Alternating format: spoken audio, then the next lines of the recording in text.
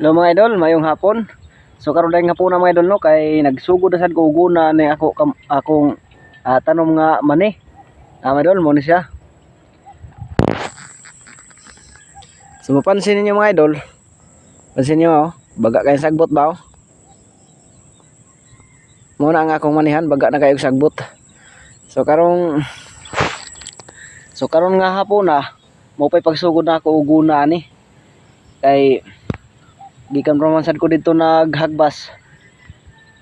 Ya kinigod sad ang mani mga idol basta magbuwak. Dili gid ni siya nato kinahanglan nga gunahan kay ang kanang buwak mao man ay mohatag niya og unod.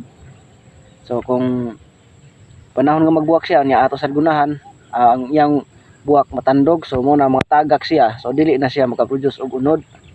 So mo ni karon pa gid nagkabalik diri og guna. So mo ning ikaduha nga guna nako aning akong tanom nga mani. So mamantago na dire so magpaabot ta lang sa taog karos ani harbison no. Kay kining mani kaduha ni siya gunahan. So karon mga idol oh, mao pa na diha nga akong agi. Malay pagsugod na ako mga idol. Mao na oh. Pansinin niyo gamay pa kay ko og agi. So hinay-hinay mga idol, human ra gyapon ni. Importante kada adlaw nga nakay malimpyo. Nakay guna nga sagbot kada adlaw. Human ra gyapon ni.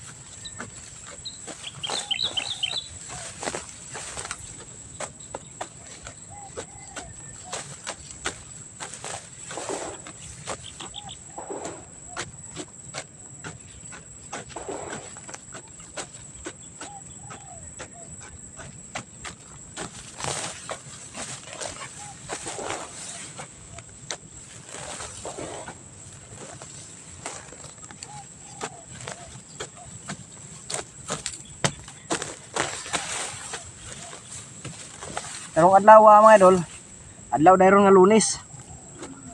So, estimate na ko ani mga idol, bisan mahuman na ni taman Biyernes, okay na kayo.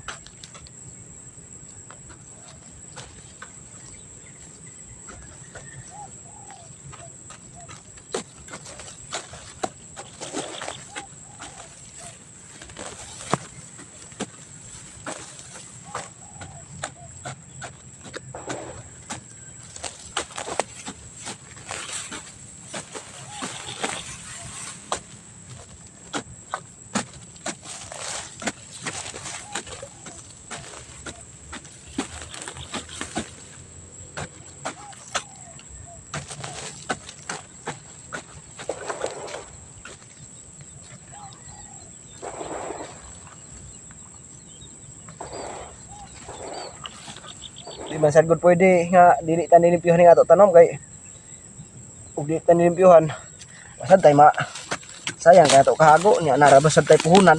So kinahanglan gid nga ang atong tanom limpyo gid siya.